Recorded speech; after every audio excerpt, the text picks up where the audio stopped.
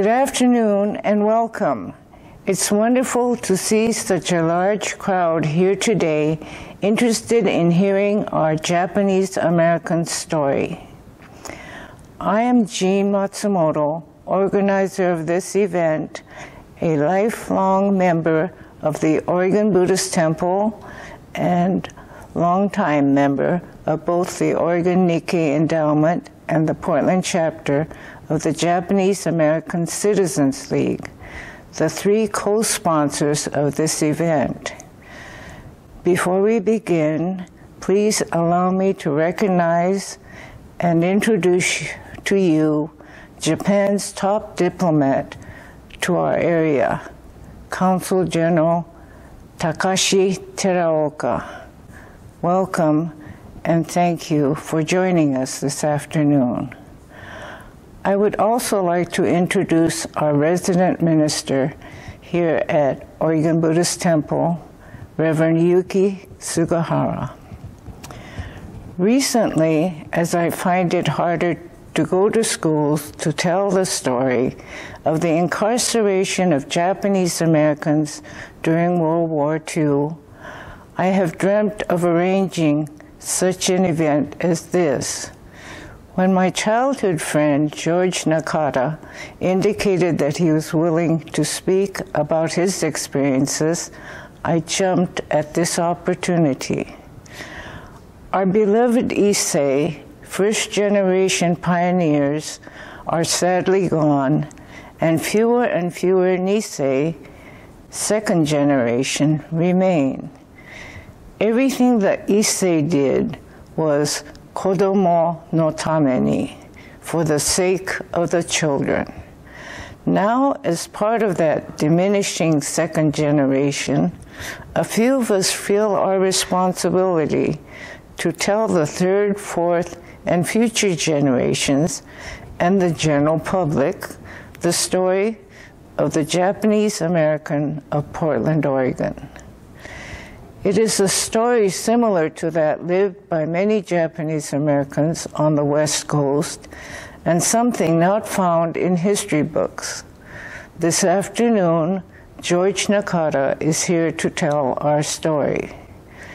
Before he does, I'd like to tell you about our speaker for this afternoon's event. George has a rather uncommon knowledge and interest in the history of early Japanese emigrating to Oregon, about Portland's Japantown, the Second World War, of the Portland Assembly Center, incarceration in Minidoka camp, injustices of resettlement following the war, along with some constitutional matters. During his international trade career, he made numerous trips to Japan, along with worldwide travels, giving him a rather unique perspective on racial and global cultural relationships. He served in the U.S. Army with top secret security clearance at the 7th Army headquarters in Germany following World War II.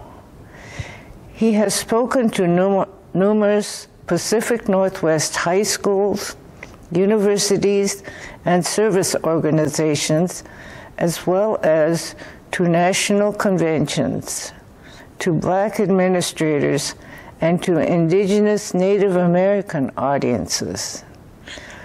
Earlier this year, George was decorated by the Emperor of Japan with the Order of the Rising Sun with silver rays for his extraordinary accomplishments in fostering relationships between the United States and Japan. Importantly, George is one of us, a Nisei, a part of our Japanese American community. Today, I have prevailed upon my lifelong friend to share his stories, his experiences, and knowledge with us. So with that, I present George.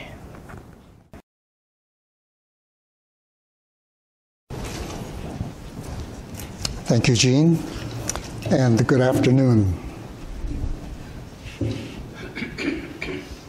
I think you all know that Jean Matsumoto here conceived the idea of this event and organized everything. Thank you very much, Jean. And I'd like to thank all of you. And I'd like to thank each and every one of you for your interest in this subject this afternoon.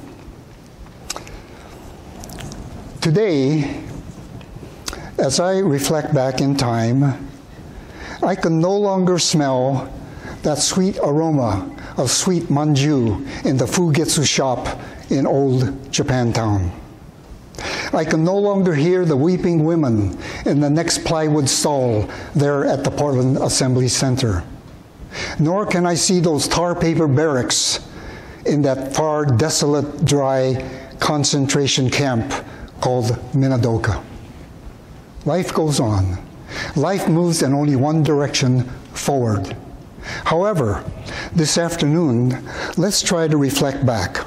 Let's reopen our Nikkei history books. And in so doing, the opening chapter should always begin with the Issei. The first generation Issei. They were the fearless pioneers. They were the ones that pulled up their roots, not in Tokyo, Osaka, Nagoya, the big cities, but in little villages and hamlets all over Japan. The Issei, they were the ones that sojourned across that great Pacific and took that long, long journey. They came to a strange place called America, a strange place called Oregon. Here is where they planted new roots. Here is where they founded the Japanese American people. How did this all happen?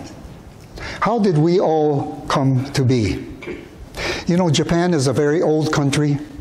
Some of us don't realize that it exists for thousands of years. And how about the Japanese here in Oregon? We have been here for a mere short 138 years.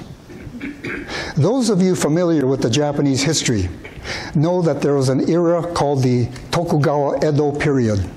It was 250 years of total isolation when Japan didn't have relationships with other countries, didn't trade with other nations. It was a period when warlords ruled Japan, when the samurai built castles on top of hills and mountaintops. And then in 1853 came Admiral Perry. Commodore Perry.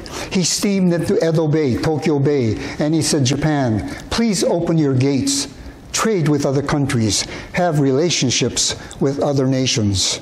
It was a major point in Japan's history to change from feudalism to modernization, a very difficult time. And who suffered the most during that period? The Issei. My parents, your great-grandparents, they were the ones that suffered. It was a period of famine, of drought, and taxation. The rice farmers of Japan, the tea farmers of Japan, suddenly their taxes were doubled and tripled. They struggled for their very survival. And here in America, what was happening? America needed laborers. They were still connecting cities. They were building railroads, fish canneries, lumber yards. They needed help. And so the Issei, they looked beyond the borders. They who never traveled outside their villages and hamlets were suddenly looking across that great Pacific Ocean. It was daunting. It was frightening. Are they going to pull up their roots and go over to venture in the total unknown? This was not going to be a trip. For the Issei, this would be reshaping their entire lives. They were going to leave their country of birth for their country of choice. And who was the first Japanese to enter Oregon? She was a lady by the name of Mio Iwakoshi in 1880. And she settled in a place out here called Gresham. Her Scottish husband had a sawmill, and he named that area Orient. Some of you are very familiar with Gresham, and there is a place out there called Orient. It was really named by one Mio Iwakoshi. A few years later, 7 ex-farmers from Okayama Ken came here to Oregon, followed by 13 from Wakayama-ken, and then several from Hiroshima and from other prefectures. And suddenly, by the year 1890, there were several hundred Japanese here in Oregon. By the year 1900, several thousand. They were very unlikely heroes, Issei. They were small shopkeepers. They were tea farmers, rice farmers. They were laborers. For example, my father came in the first wave here, along with several hundred other bachelors. They were very young people, some of them just out of middle school, 15 years old, 17 years old, 19 years old, very young bachelors. And they came and worked on the railroad. For example, the SPNS, the Seattle, Portland, Spokane Railroad. They were still connecting cities here in the Northwest, and they worked. And I mean, they worked. The Isseis were not tall in stature. They averaged maybe 5'3". They maybe weighed 117 pounds. But they carried these heavy wooden ties, steel rails. They pounded spikes for 10, 11 hours a day. And how much did they make? $1.25 a day. They worked a whole month and made $34 gross, out of which was taken contractor fee, a translation fee. They ended up with maybe $27 or $28 for the entire month. You pay more for your Nike shoes than that. And here they slaved away for a whole month and grossed just $34 and netted maybe $27. A very difficult time. Yes, they carried on, and so did the other Japanese that came here, working on farms. They were very good farmers in Japan. And when they came here to Oregon, they were good farmers here. In fact, some of their white neighbors disliked them. They were so good. They worked in lumber yards. They worked in fish canneries. They worked extremely hard. No other people had a stronger resolve than our Issei. Meanwhile, here in America, Europeans were flocking here by the thousands. In New York Harbor, there's a Statue of Liberty. Welcome to America, the land of the free. And they came, and they formed colonies, and they moved westward. They moved westward, taking the land away from the indigenous Native American people. Here on the West Coast, Japanese were arriving, but it was an entirely different situation. The Japanese weren't welcomed. They were disliked. In fact, that's a very inaccurate statement. They were hated. Japanese were hated. They were called many names, like the Yellow Peril, the Fifth Column. It was very difficult for them. You know, in 1883, Reverend Kawabe arrived here, and he started the Methodist Church, today known as the Epworth United Methodist Church. He started that in 1883. When those of you that arrived here and came up the stairwell here, in front there is a stone plaque. Have you ever noticed that stone plaque? There's a number on there, 1903. That signifies the year 1903, when Reverend Wakabayashi came and established the Oregon Buddhist Temple. This temple that we're in today, established by Reverend Wakabayashi way back in the year 1903. I remember my father telling me many stories when he was a young man here in Portland. He would venture to downtown Portland, where the big stores were, and he'd try to buy some supplies. He'd have the merchandise in hand, with money in the other hand, and he'd wait. He'd wait for 5 minutes, 10 minutes, 20 minutes, half an hour, sometimes an hour, never to be served. Has that ever happened to you? That happened to many, many Issei. And when that happens to you, human nature sets in. And what do I mean by human nature? When an ethnic group is rejected, rejected by your neighbors, by school teachers, by shop owners, by politicians. Mayor Earl Riley of Portland hated Japanese. A blunt statement, yes, but true. Governor Sprague didn't like us. Indeed, the President of the United States disliked Japanese. Very difficult for Japanese Isseis. And when that happens to an ethnic group, human nature sets in. What I mean by that is people tend to band together. People band together with people of their own kind. People that speak the same language, eat the same food, have the same culture. And that's what created Japantown. Japantown didn't happen by accident. There's no small town in Japan that suddenly came here. No. Japantown was forced upon the Japanese people by the white American folks that rejected them.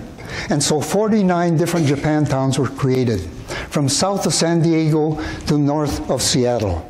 There were many here in Oregon. There's Japantown in Hood River, one in Salem, one in Monavilla, one in Gresham, Milwaukee, and one in southwest downtown Portland, and the largest Japantown was in northwest Portland, from an area of Ankeny Street to Gleason Street, from the Willamette River up to Fifth Avenue, about the size of the Lloyd Center. That was Japantown. There were 110 businesses there. There were many restaurants, a boarding house, a fish market, a dojo for martial arts. There were schools there, a doctor, a dentist. Yes, it was a community, Japantown, Portland.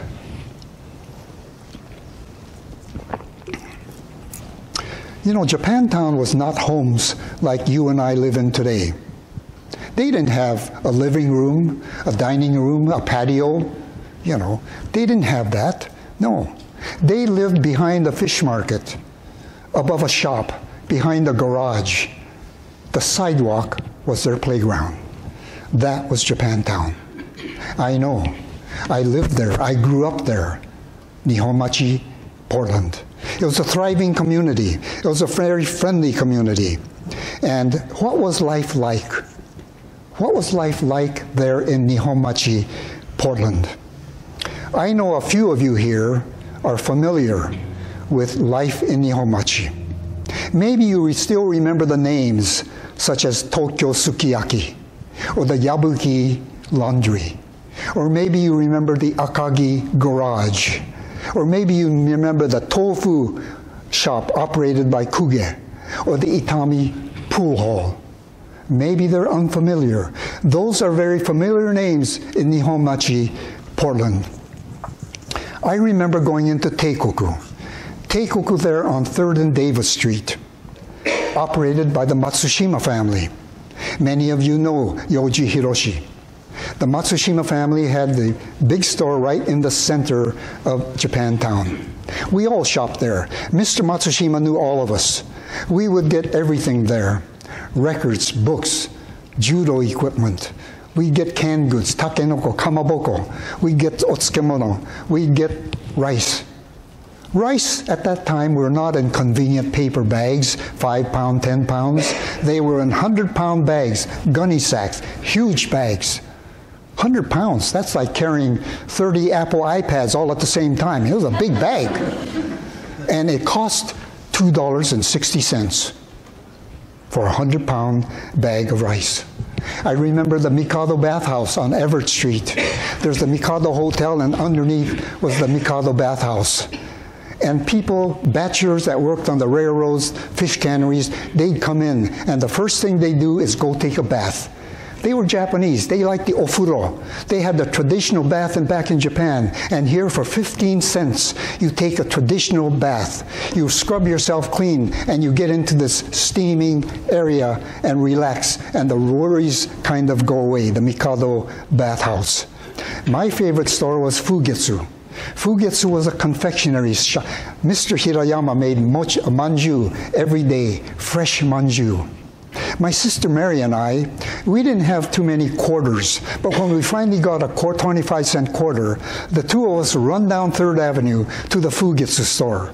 And there Mr. Hirayama would prepare for us a paper plate with 5 manju. My favorite manju was kuri manju, chestnut manju. That was my favorite manju, Fugetsu. On 2nd Avenue there was the Oshu Nippo, operated by Mr. Oyama. The Japanese newspaper published 5 days a week. And he would have 4 Issei ladies picking out the kanji characters by hand. Tedious job, but this was back in the 1930s. The Saito Fish Market was there on 4th Avenue. The Saito Fish Market, Mr. Saito was probably one of the most friendly guys in all of Japantown. Everybody loved Mr. Saito. I remember tagging along with my mother to the Saito Fish Market. We weren't able to afford the best salmon or the best halibut. No. We would buy maybe carp, maybe crappie, maybe crawfish. And I remember Mr. Saito telling us, you know, you should try ika. I'll tell you 5 different ways to cook ika, and it only costs you 5 cents a pound. Now, you folks know it as calamari.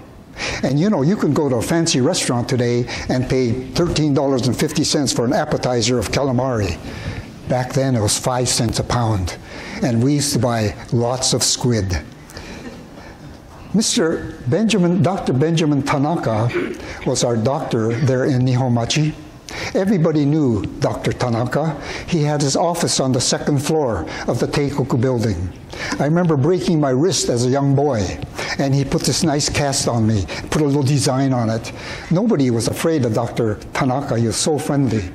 He removed my tonsils as he removed the tonsils of almost everybody, all the Niseis there in Japantown. And after the procedure, he would give us an ice cream cone. That was his way of removing our tonsils. On 3rd Avenue, next to the Fugetsu store, was the Sakano jewelry store. It was not a large shop, but the Japanese folks went there. They bought their necklaces there, their brooches there, their engagement rings. I, as a young boy, had a different reason. I didn't have money to buy anything there at the Sakano jewelry store, but I used to press my face against the window because inside was this Mickey Mouse watch. Now, Mickey Mouse, that was something. You know, Mickey Mouse was born in 1928, and in the 1930s, Mickey Mouse was very, very popular. And I adored Mickey Mouse, and I wanted that Mickey Mouse so bad. It was so clever. You know, the hands would indicate the hours and the minutes, and my sister Mary brought me down to earth. She'd say, George, Mama and Papa cannot afford that Mickey Mouse watch. It costs $13. You'll never get that, so forget about it. I tried to forget, but I never could. I kept thinking of the Mickey Mouse watch. And lo and behold came Christmas of 1941. The war had already started. It was totally unknown what's going to happen to the Nikkei people on the West Coast. And then it was Christmas time, and like a lot of Niseis, we only got one present for Christmas. And so, Christmas time, Mary opens up her package, and I open up my package, and whoa, lo and behold, is the Mickey Mouse watch. Wow. I was just beside myself. I thought, how? And my parents, of course, made that sacrifice. Mickey Mouse watch. You know, I love Mickey. In fact, I still have a Mickey Mouse watch today. I've always carried a Mickey Mouse watch. We would go to movies once in a while. We'd go to a movie called the Blue Mouse Theater up on 4th and Alder Street. And we'd watch Charlie Chaplin. Maybe none of you have heard of Charlie Chaplin or Shirley Temple. We had these cowboy movies at that time. My favorite cowboys, I had many favorites, like Tom Mix, Roy Rogers, you know, Gene Autry. I even knew Gene Autry's horse's name was Champion. We loved those cowboys. And school, of course, education was the most important thing for the Japanese community and culture. To the Issei, they had a second mantra. It was simply, we must send our children off to school. They were very dedicated for education. They wanted the Nisei to be fluent in English and learn and excel in school. And so we all went to school. Those in Southwest Portland went to Shattuck School. The people in Northwest Portland went to a Cooch School. But they also had an Atkinson School that doesn't exist today on 11th and Davis Street. And many of us went to a Catholic school called St. Paul Miki, named after a Japanese saint, taught by nuns from Marylhurst. Jean went there, Yoji, several of us went there to the St. Paul Miki School. And we had Japanese school, Kate Gakuen, there on 5th and Flanders Street in Northwest. We had another school called Nampo Gakuen, Southwest Portland on Mill Street and First. And like the tradition in Japan, undokai, the exercise day, field day, we would have a red team and a white team. The two schools would compete against each other out at Clackamas School. And we'd have traditional things like the three-legged races, hit the watermelon blindfolded. We'd have tug of war. I remember getting prizes. We'd get a number 2 yellow pencil. That would be our prize. But we would adore that. Those were the days back in the 1930s, having undokai. And I remember going to Japanese school and learning from book number 1. Some of you remember, Saita, Saita, Sakura ga Saita, cherry blossom. We'd learn it and go through the book. And the end of the story would be a story of Momotaro. Those of you here may be not familiar with Momotaro the Peach Boy. Very famous fable in Japan, kind of like the Spider-Man, very well known. Everybody knew Momotaro, had kibidango and so forth. But those of us that have roots that trace back to Okayama, we always said Momotaro is from Okayama. He's not from Hiroshima. He's not from Wakayama. He's from our Okayama. And so we were very proud that Okayama was the birthplace of Momotaro. We had Rose Festival back then. The reason I mentioned Rose Festival is the Japanese community had a float. We had our own Japanese-sponsored float in the Rose Parade. And marching before the Rose Festival Parade was a drum and bugle corps 123, made up of all Niseis. We elected a queen, like Mary Marumoto, I remember was the queen on the Rose Festival float, like back in 1940. So we had many things going. We had neighbors, by the way, that were not Japanese. Everybody in Japantown were mostly Japanese, but we had Jewish people living in Japantown. We had Greek families there in Japantown. We had a family called the Miletus family. They had a grocery store there on 3rd and Cooch Street. I remember many of us going to the Miletus store. We would get our Wonder Bread, we'd get our cornflakes, we'd get our Giardelli cocoa, we'd get our supplies there at the Miletus store. And Mr. and Mrs. Miletus, they knew all the Japanese. Very, very friendly, good people. Some of the farmers, Japanese farmers out there in Gresham, Hood River, Milwaukee, Hillsboro, they did an excellent job. I don't just say that, I mean that. In the state of Oregon, in the 1930s, it was the Japanese farmers that excelled. They produced 76% of Oregon's celery. They produced 90% of Oregon's cauliflower and broccoli. They produced 65% of the asparagus of the whole state. That's how good the Japanese farmers were. But trouble was brewing. Racial tensions were heightening. For example, in Hood River, they started an anti-Asian association, fostered by, of all people, the American Legion. The American Legion is supposed to be for the military. I never cared for the American Legion, I'm sorry. Maybe some of you are members. But the American Legion was one of the foremost organizations on all the West Coast that was extremely anti-Japanese through and through. After the war, they used to sell these poppies on the street. I never bought a poppy. I'm sorry. The American Legion caused a lot of trouble. And in Hood River, they fostered this anti-Asian association. You saw the JACL booth out in front. It started in 1928, the first chapter in Seattle, and then Portland. Now JACL, Japanese American Citizens League, is all over the United States, but it started right here in the Pacific Northwest. Meanwhile, the Issei people were industrious and learning new crafts. A lot of the Isseis might have been a tea farmer, maybe a rice farmer in Japan. But when they came to America, they learned how to run a restaurant. They operated a laundry store. They operated a store, merchandise store, a photograph studio. They learned many, many crafts, and they worked very, very hard. The Japanese Issei, when you get a hole in your sock, you mend it. I learned how to mend my sock with a hole. I know when you get a hole in your sock, you probably throw it away, don't you? They never did. When they got a hole in the elbow, they sewed it up. They wore their clothes until it wore out. They didn't change their clothes because of style or because of color coordination. No, they worked and worked hard.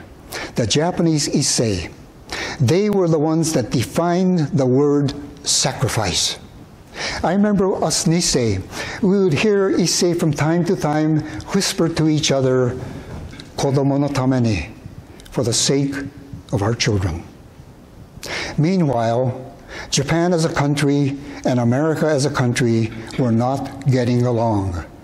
They were threatening each other in the 1930s, and I mean seriously.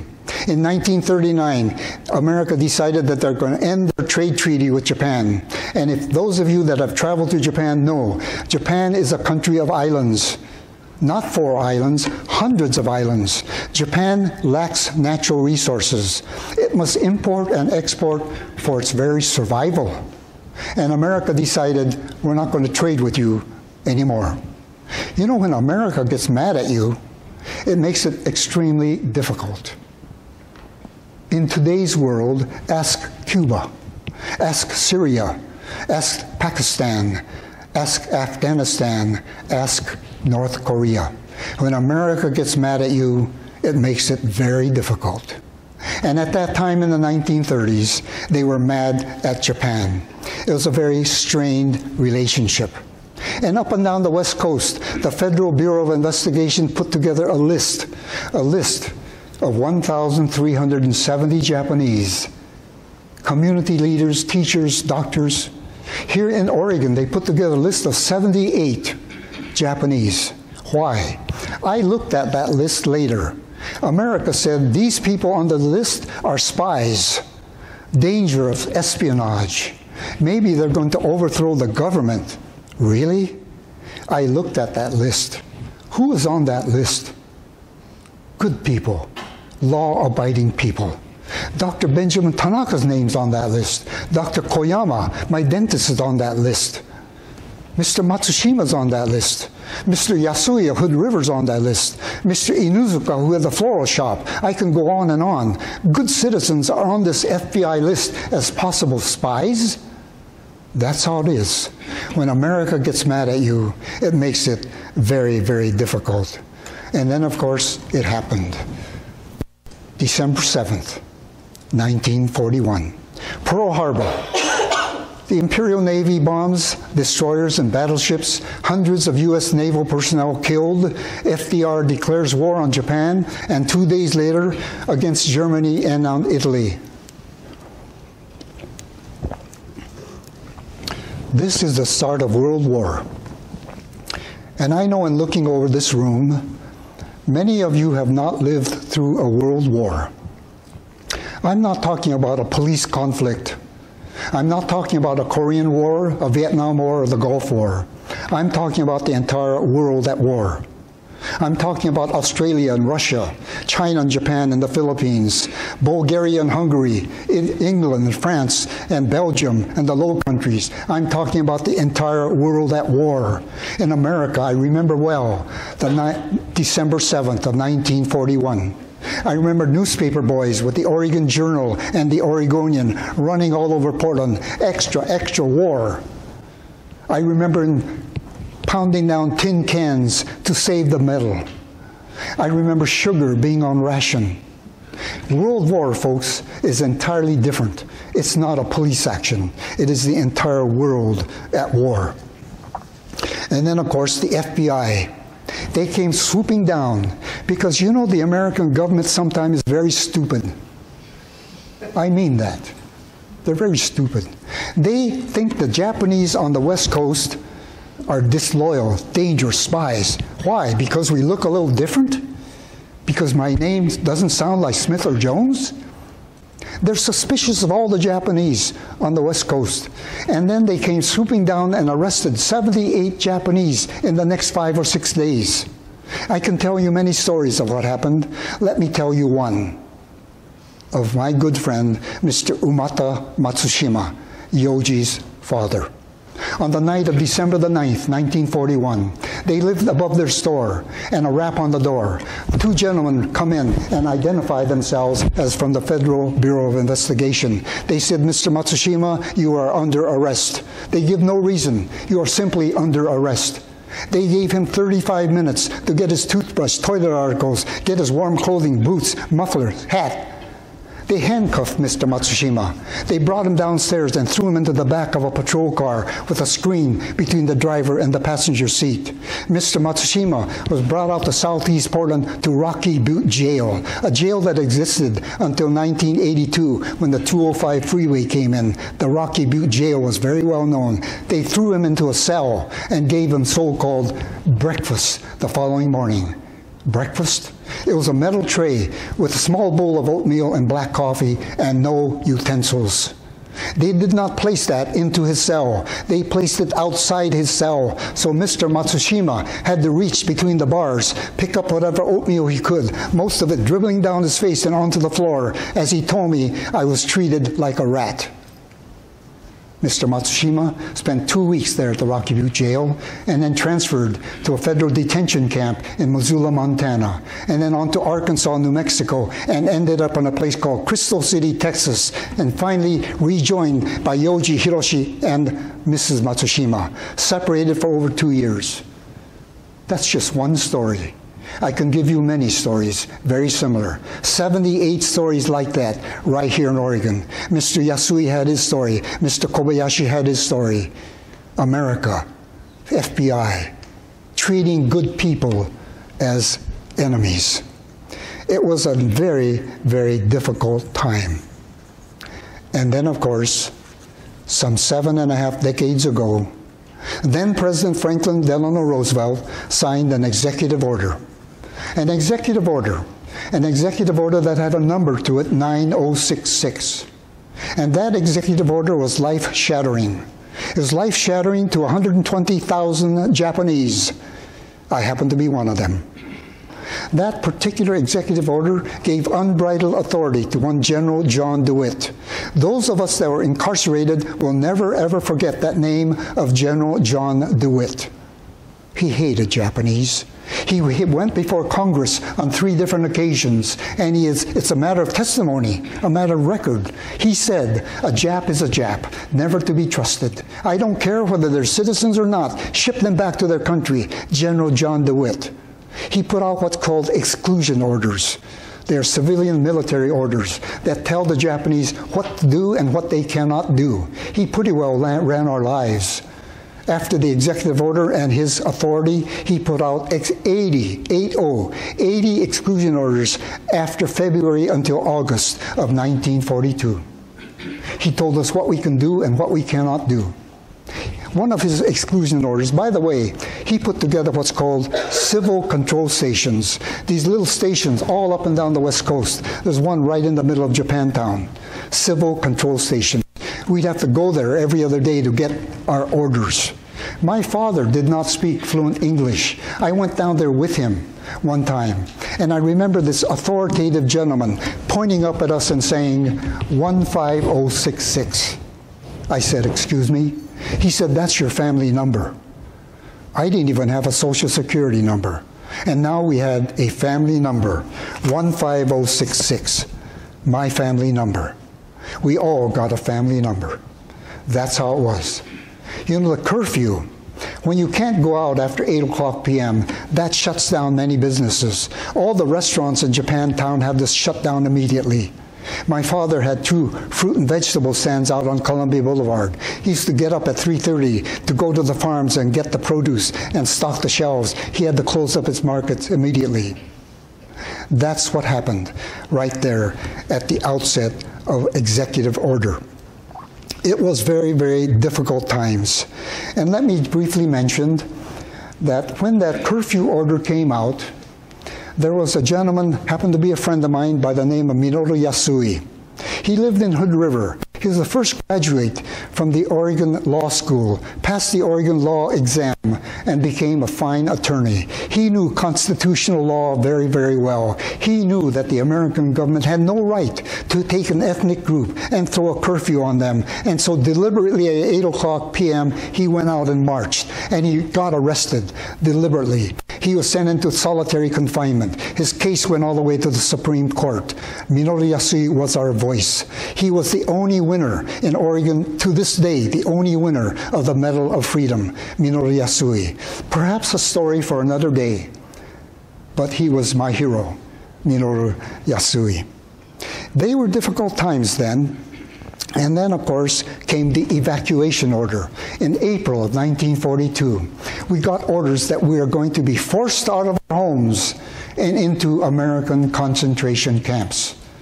And General John DeWitt gave us these lists of things that we cannot bring. You not bring sharp implements. Don't bring cameras, don't bring radios, but do bring warm clothing, boots, so forth. If you were caught with a camera inside a camp, it was a $5,000 fine, 1942. 2018, it would be a $75,000 fine. And how many of you in this room have an iPhone, a Samsung? If you were caught with that in a camp, you would be fined today $75,000. That's how it was. And he gave a list of things. What are we going to carry? I'm a young boy. I can't carry very much, but you can only bring that which you can carry. And we had to get rid of everything. My father sold his Ford pickup for $35. You young people out here, you pay more for your Fortnite video game than my father got for his Ford pickup. That's how it is. My mother cried as she got rid of her kimono, her silk kimono that she brought here from Okayama. My sister had to get rid of her Japanese festival dolls. At that time, there was a Boys' Day and a Girls' Day. For Boys' Day, I had my set of Boys' Day dolls. Kintaro was my favorite doll, golden boy. My mother said, Yoshio, that's my Japanese name, Yoshi, you cannot take Kintaro with you to camp. I cried. I wanted to take Kintaro with me to camp.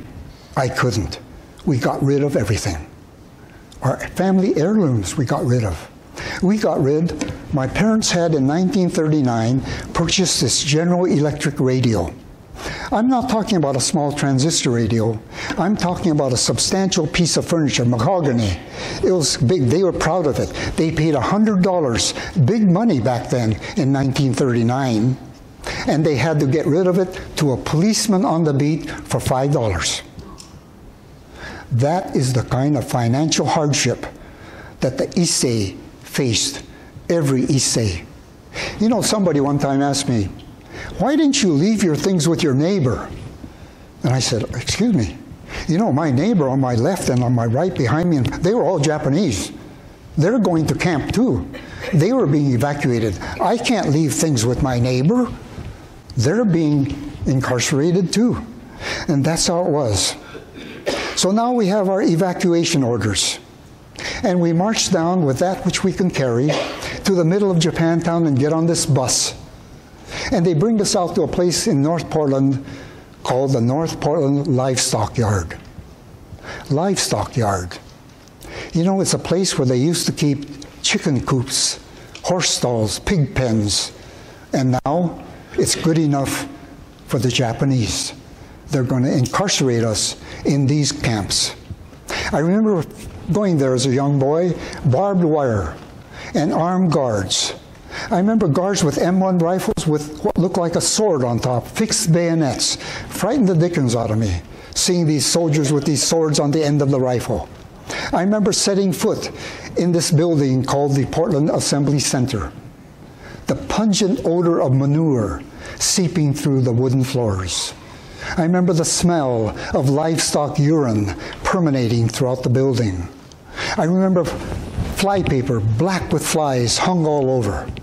I remember pigeons and sparrows flying around, a maze of plywood inside. Our little stall was 14 by 19, 4 army cots. Our room was like from here to the wall with 4 army cots.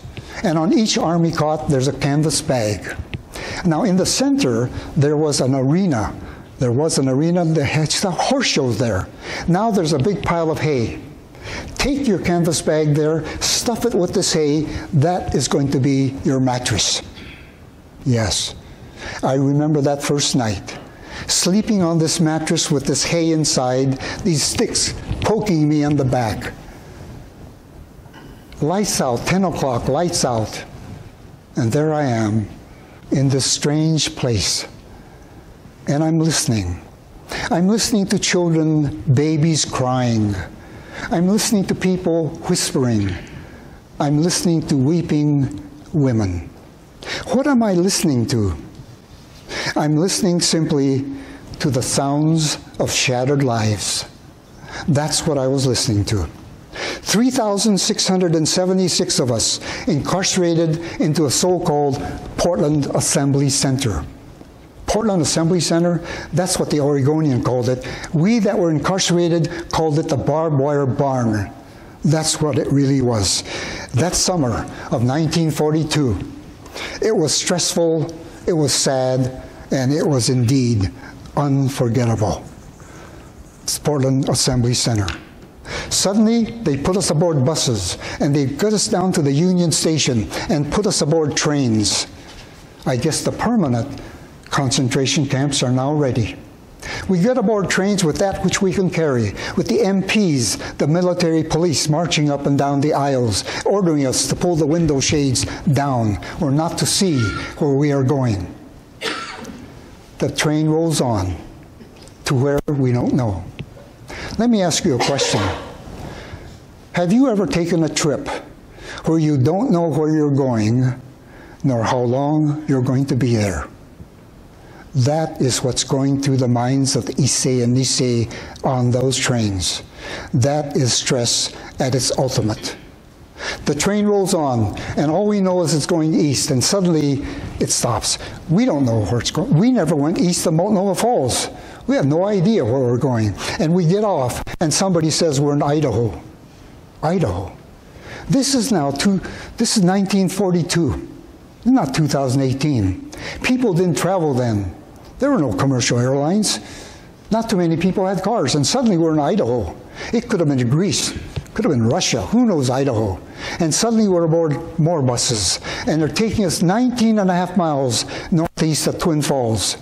And under the moonlight, all we can see is a sea of sagebrush. More and more sagebrush. And suddenly, we start to see barracks. Army barracks. Tar-papered barracks. This is Minidoka. Minidoka, one of 10 American concentration camps, along with Tule Lake and Manzanar, Topaz and Heart Mountain. Minidoka, eventually to be the home of 9,500 Japanese. For how long, who knows? We go there and we look, and there's the barbed wire fences and 8 guard towers. There are 44 blocks in Minidoka, each block with 12 barracks, each barrack with 6 units. There are 72 families in each block. Each block has a mess hall, a laundry room, a shower stall, each block. So then they look at us and look at a clipboard. Oh, family number 15066. You're in block number 34. We find our way to block number 34, and another gentleman says, you're in barrack number 6. So there we are in block number 34, barrack 6, unit A, 34-6A, the future home for family number 15066. There's a problem now. Block 34 did not have their plumbing hooked up. They had no water. I don't know whether you fully understand what I just said. Block 34 had no water. That is inhumane, folks. That is not part of the Geneva Convention. But who cares?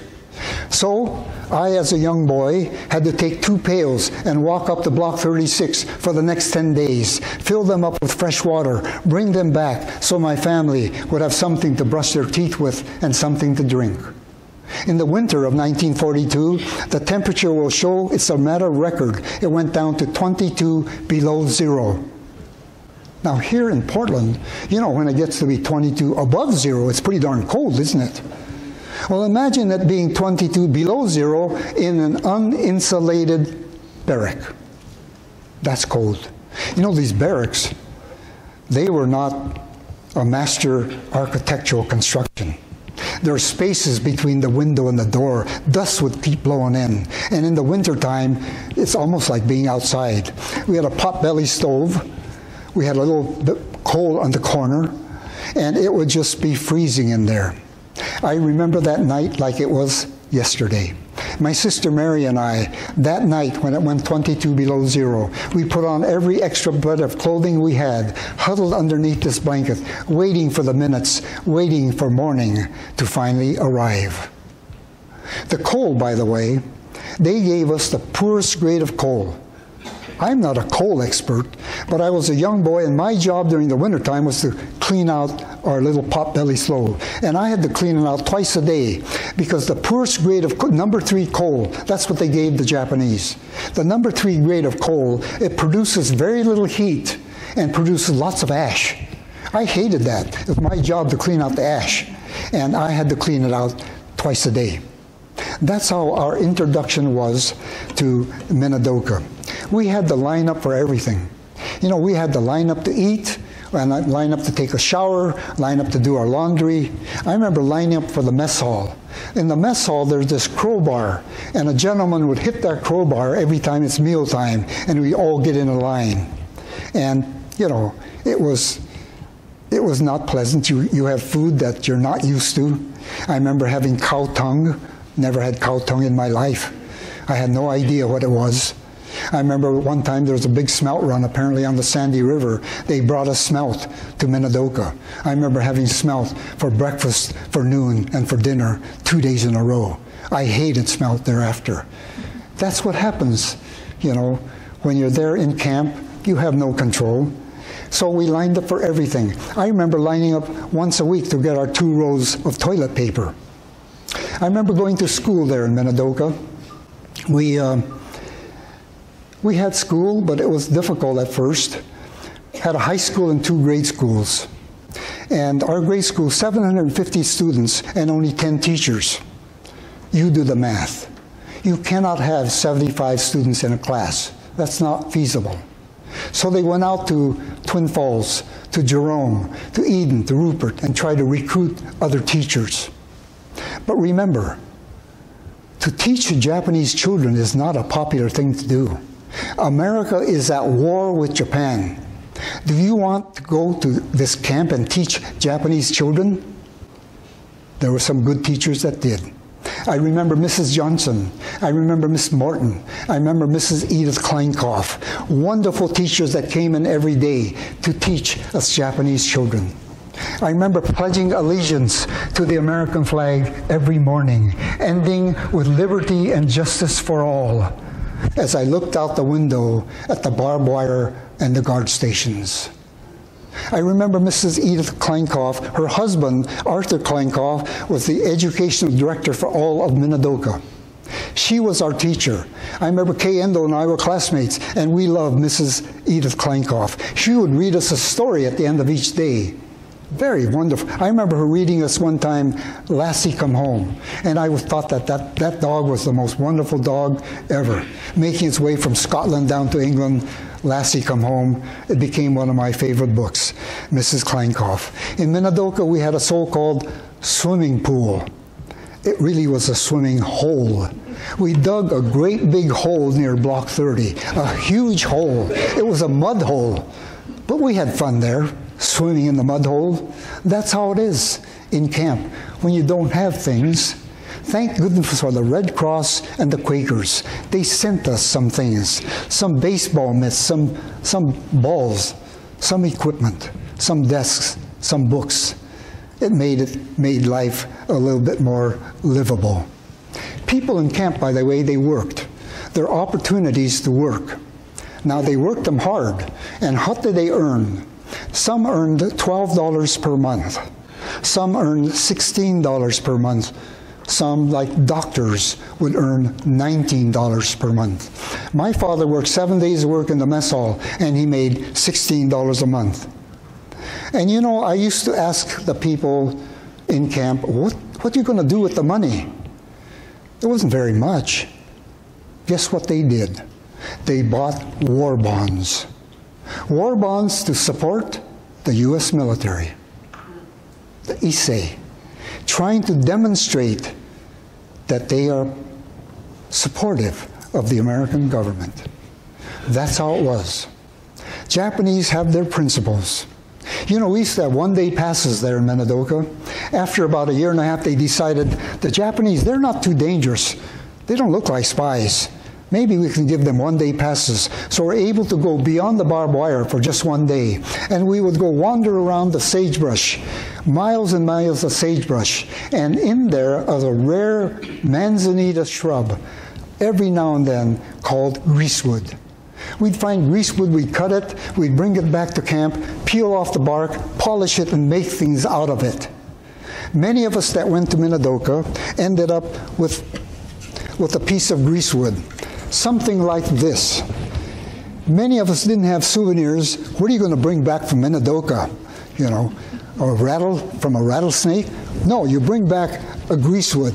And that's the one souvenir that still rests in my home that I cherish. My father, they used to have greasewood contests there in Minidoka. This particular piece was my father's. He won first prize at the greasewood exhibit there 1 year there in the Minidoka camp. We used to have movies in camp. Block 34 was very lucky because the theater was there in Block 34, operated by Mr. Kondo. Many of you know Gordon Kondo, Michael Kondo, Floyd Kondo. His father, Mr. Kondo, operated the movie theater there in Block 34. All black and white. And the film would break all the time. And they'd turn on the lights and patch up the film, and we'd keep going. That's how it was in the 1943, 1944. They had serials there. Many of you don't know what serials are. Every week, there'd be a new chapter of Flash Gordon.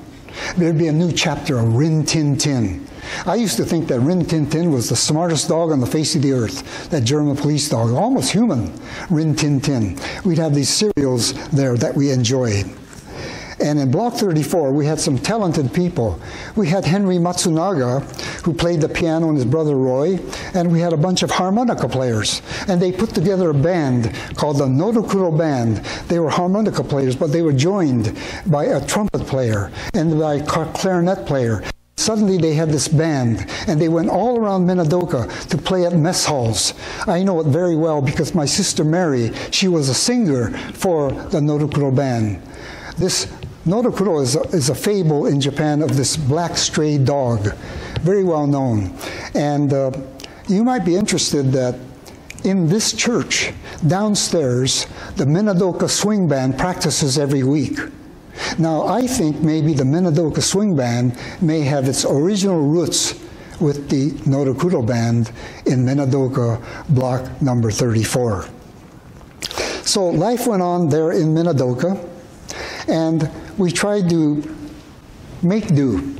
And during this time, the Isseis would continually give us the spirit of the Japanese culture.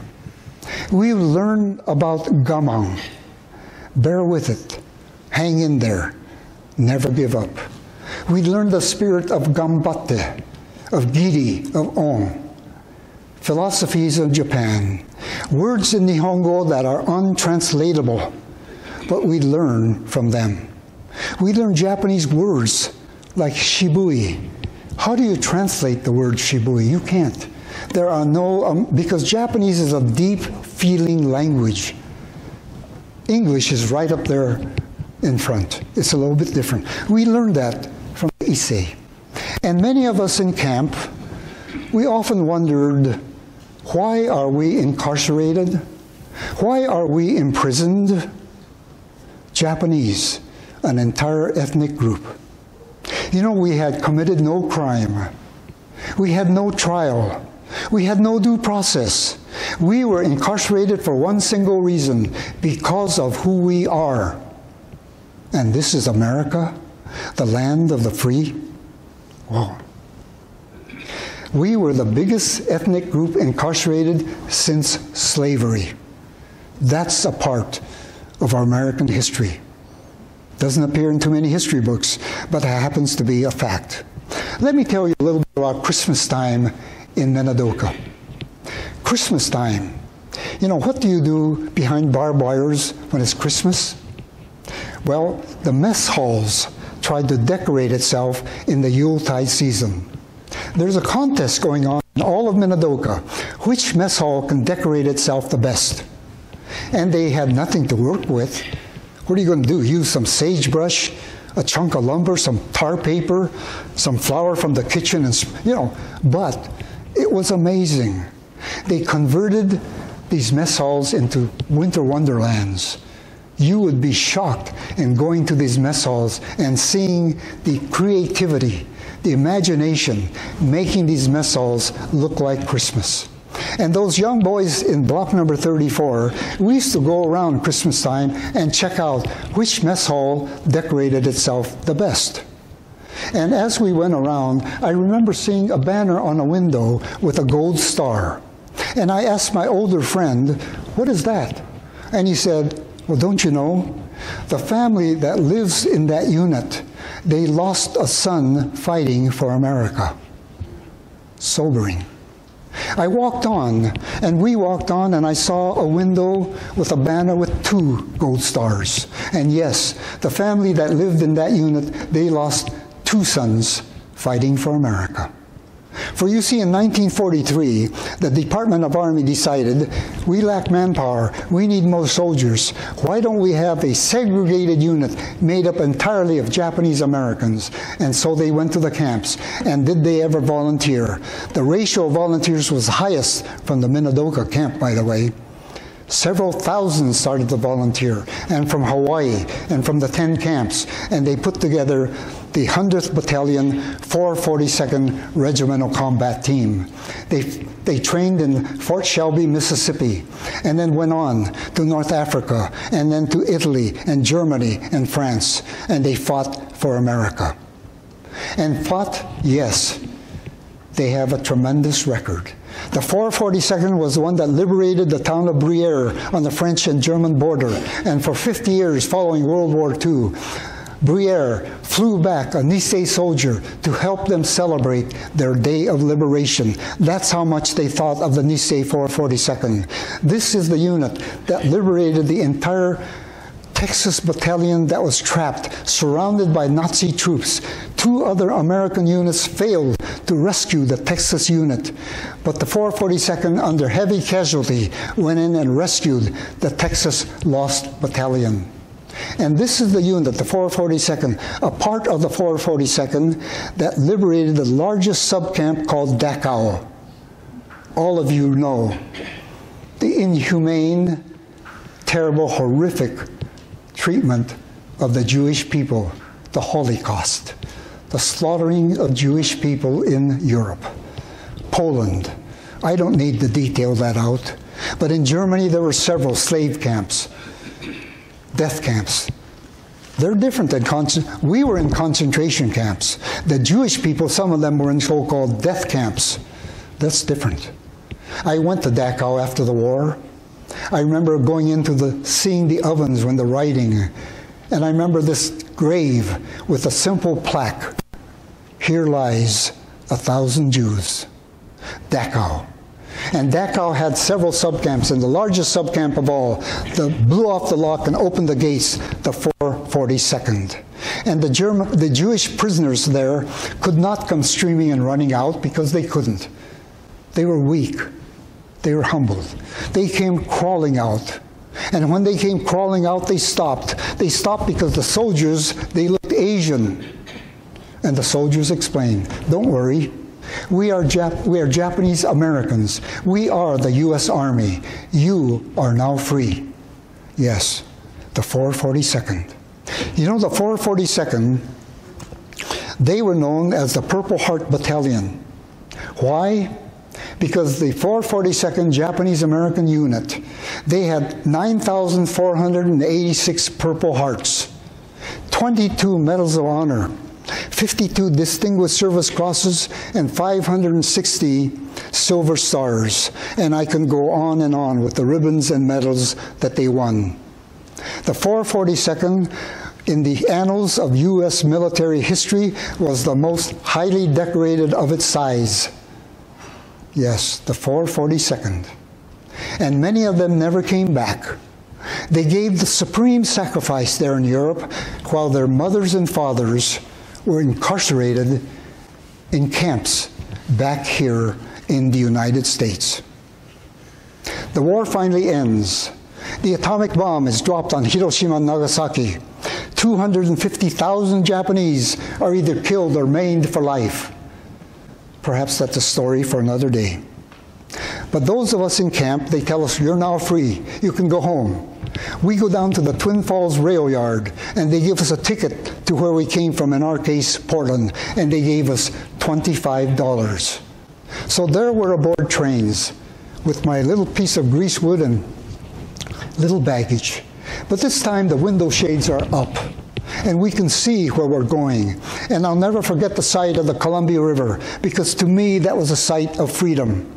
No longer am I looking at barbed wires and the guard stations. I'm looking at the Columbia River. And as the train rolled on, I remember finally getting here to the Union Station and putting my foot on the ground. And I remember turning to my sister Mary and saying, Mary, we're finally home. Nihonmachi is only 7.5 blocks away. She corrected me. She said, there is no Nihonmachi. We have no home. We gave up everything back in 1942. And she was right. We had no home. There's no Nihonmachi. We ended up in St. John's, way out there. Many of the Japanese came back to downtown Portland, and they went to Shattuck School, but we were out there in a housing project. We became migrant workers. We picked berries and picked beans for our very survival. We shopped at Goodwill stores. Yes, that's how you get started in life all over again. I went to a school called James John School out on Lombard Street. First Japanese ever to go to that school. School had already started. It was September. I remember walking into my homeroom and the teacher looking at me, and she says, sit in the back. Not at a desk, at a table in the back of the room. So I sat there, and I'm looking forward, and I'm looking at this girl in the front desk. This girl is opening up her purse, taking out her pocket mirror, and she's looking back at me. Apparently, she'd never seen a Japanese before. Those little incidences you never forget. It was tough then. I remember my first days in that school, James John. Things would spill, garbage to be taken out, blackboards to be erased, things to be cleaned up. George. 27 students in that room, but she always called on me. And suddenly, after 2 weeks, the Principal Brown called me into his office. Wonderful, compassionate educator, Principal Brown. After some small talk, he looked me in the eye and says, are you being treated fairly? No. I immediately answered no. And he said, I understand. I really do understand what you've been going through. I'm transferring you to Miss Simmons' room. You are not to go back to that home room. I will get your books and pencils, and I will bring them to you. And when I went to Miss Simmons' room, she was wonderful. She gave me glimpses of Miss Edith Kleinkopf. She was compassionate, wonderful, gave us extra help. I regained my confidence in education. After a few days, we wandered out to the Rose City Cemetery. I had an older brother that died when he was an infant. His gravestone, his tombstone, was out there at the Rose City Cemetery. And when we went out there, I knew immediately that something was wrong. When we entered the Japanese cemetery grounds, there were two families that were already there, and the women were weeping. And as soon as I got there, I knew why. All the tombstones were toppled. They were demolished.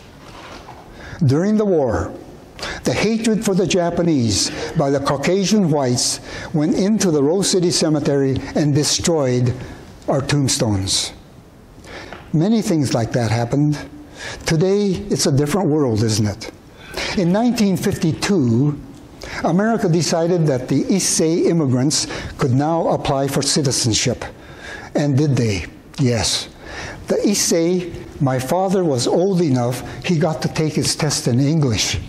In Japanese. My mother, being younger, had to take her test in English. My mother did not speak fluent English. My sister Mary and I drilled her for like 3 months. How many House of Representatives? What are the Bill of Rights? The Constitution? The Declaration of Independence? On and on. My mother passed with flying colors and did 75 Issei. And I remember going down to the Multnomah County Courthouse and 75 Isseis being sworn in as citizens of the United States of America. There are no finer citizens. You know, in America today, only 53% of Americans even bother to vote. Those 75 people that became citizens, they voted in every election thereafter. They studied every candidate. They studied every initiative, every measure. There were no finer citizens than the new citizens, the Japanese Issei. In 1973, here in Portland, we had a so-called Appreciation Day, a day that we saluted and honored the Issei. 1973, there were 144 Issei, first-generation pioneers still left, and we honored them that year. In 1982, the Congress of the United States decided finally to re-examine the correctness or incorrectness of Executive Order 9066. They put together a commission to examine the wartime evacuation of citizens, Japanese specifically. And so they put together this blue ribbon committee of former senators, representatives, Supreme Court justices, chairmen of fortune companies, presidents of Ivy League schools, indeed a very blue ribbon committee. They went around the United States and conducted hundreds of interviews. Was Executive Order 9066 correct? Was it constitutional? And the decision that they came out with unanimous. It was totally wrong. Totally wrong. For 3 reasons. It was based on racial prejudice, the hysteria of war, and the lack of political leadership. Executive Order 9066, totally wrong. But it took away 4 years of our lives.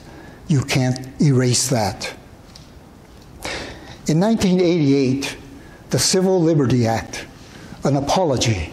It's rare when the American government apologizes officially. We got this letter of apology. I remember showing it to my children, to my grandchildren, a letter of apology. The problem was, by that time of 1988, of the 120,000 Japanese that were incarcerated, over 55,000 had already passed away, including my mother and father. They were the ones that should have gotten that letter of apology, but they were no longer here to see that. Very unfortunate. In 1990, we had a reunion of a Japanese that used to live here that maybe now is somewhere else. They came back for this reunion, the first reunion since World War II. 1,000 of us gathered at the Sheraton Hotel there in the Lloyd Center. Japanese came back from Denver, from Alaska, from New York, some from Japan and Australia. They came back and we renewed our friendship. And at that time, we honored the remaining only 28 Issei. Today, there are no more Issei left, sadly. So here we are in the year 2018 in the Oregon Buddhist temple, and we must sit back and think about America. Because in America, freedom still remains very, very fragile. But you know, we Japanese Americans, we can hold our head up high because we have absorbed racial injustices with dignity and with bravery. We have demonstrated to America what inclusion, what equality, what diversity really means. So this afternoon, we've reflected back in time. And we must always remember that our story started with the Issei. And we second-generation Nisei, we stood on the shoulders of the Issei. Today, there's only a few Nisei left. You know, in American history, we have a lot of heroes, don't we? I can list off many. Many Americans are so proud of George Washington, of Martin Luther King, of Abraham Lincoln. Let me say to the Nikkei people, some quiet midweek, take a drive out to the Rose City Japanese cemetery. I would suggest that you walk down those aisles of tombstones and proudly read those names, those Issei names of pioneers, those Issei names. They are our heroes. Read those names. They were the ones that started the Nikkei story. Tell me something. Have you ever seen a book without a back cover? A book without a back cover. Have you ever seen that? That would be the Nikkei story. For you see, the Nikkei story is still unfinished. It is ongoing. It is a story to be carried forward by you future Nikkei generations. Yes, our story is of a people. It's a story of a people that took that treacherous journey across that big Pacific many, many decades ago. It's a story of a people that gave birth to the Nikkei, the Japanese Americans. It is a story of a people that for 4 years wore a number instead of a family name. It is a people that had a simple and a very lasting mantra. Kodomo no tameni, for the sake of their children.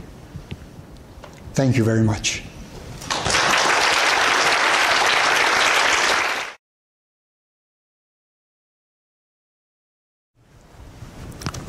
Thank you, George, for sharing that moving story of your life for the young people to know what the Issei and the older Nisei have been through. We don't have time for questions and answers up here, but George will meet and talk to people if you have questions for him downstairs over refreshments. So we'd like to invite you all downstairs. Please join us.